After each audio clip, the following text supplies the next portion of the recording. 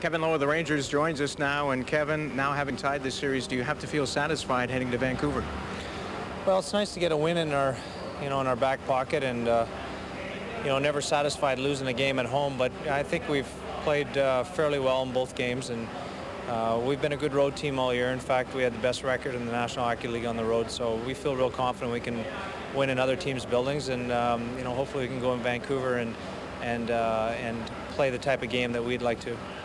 A much more up-tempo game as opposed to what you had against the Devils. Is that playing perhaps more Rangers hockey? No, I think we've watched the Canucks a lot this playoffs, and they're very capable of playing that style of hockey too. I don't know if it's to our advantage. I mean, it's a style that we feel comfortable with, but at the same time, we're able to knock off a team like the Devils who play the real defensive style. So we like to think that we can play whatever style team throws at us, but I think it's better for the fans. I think the fans are really enjoying the Stanley Cup final right now. Is there any significance in the fact that you've had more territorial advantage so far? No, I can imagine that over the course of the next games coming up in the series, you're going to see things even that much closer. Tonight was a closer game, and I think you'll find games 3, 4, 5 as it moves on that it'll become even tighter as there's more at stake. A huge lift from the penalty killing unit tonight, obviously scoring that special teams goal. Special teams haven't been a factor, and yet they were tonight. What does that say about what the Rangers are trying to accomplish here? Well, it's there again. That's been a big part of our team all season long, our specialty teams, penalty killing and power play.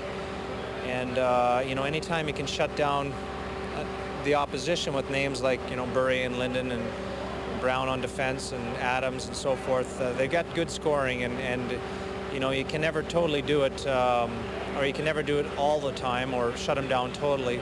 But if you can cut down their chances like we have done in the first few games, then hopefully we can be successful. What's it going to take to get your power play back in track? The power play all year long hasn't gone too long without, or too many games in a row without scoring goals, and I think you'll see we've been really good on the road in terms of our power play, so I think you'll see in the next couple games in Vancouver, you'll see a power play goal or two. How do the Rangers play in Vancouver? Well, we only had the one game there this year, and it was a real physical game. We ended up winning it. That doesn't mean anything right now, but it'll be exciting. I mean, I know the fans in Vancouver are going to be extremely pumped having their team back, having split at the Garden. And it's going to be loud, and it's going to be, probably to their advantage. And but as I mentioned earlier, we're an experienced team. Played a lot on the road, played very well on the road this year, and I think we'll handle the situation quite fine. How much difference has Kirk McLean meant so far?